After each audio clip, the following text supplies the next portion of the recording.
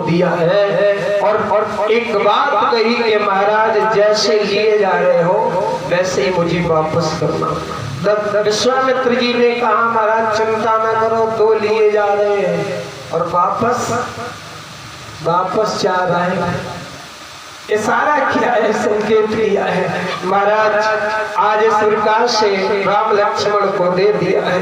राम लक्ष्मण को लेकर के विश्वामित्र जी यज्ञ रक्षा के लिए वन में आते हैं। तो सर्वप्रथम महाराज मार्ग में भगवान श्री राम जी ने जब ताड़का आई है, विश्वामित्र जी ने बताया ताड़का का वध किया है।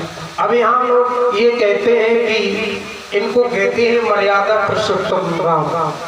ये मर्यादा पुरुषोत्तम राम है और सबसे पहले इन्होंने ताड़का का वध किया, ताड़का को मारा, एक नारी जाति पर बाण चलाया, मर्यादा। लेकिन यहाँ ये बात है कि जब प्राण संकट में हो, जरा ध्यान करना, प्राण संकट में हो तो वहां मर्यादा नहीं रखी जाती है, मर्यादा नहीं देखी जाती है। जैसे रात्रि के समय में स्त्री को घर को छोड़ करके बाहर नहीं जाना चाहिए। भोले बाबा ने पार्वती जी से कहा था कि ये देवी पार्वती मंडप के नीचे जब वचन दिए जाते हैं कि पतिव्रत धर्म का नियम क्या है, बोले रात्रि के समय में स्त्री को घर को छोड़ के बाहर नहीं जाना चाहिए। तो पार्वती मैया बोली बाबा अगर रात्रि के समय में घर में अग्नि लग जाए तो क्या करें? तो बोले बाबा बोले सुनो देवी आपत्कालीन वो मर्यादा नाश है।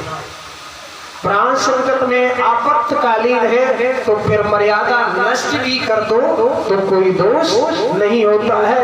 वही प्रभु राम ने किया, आपत्कालीन मर्यादा नाश है।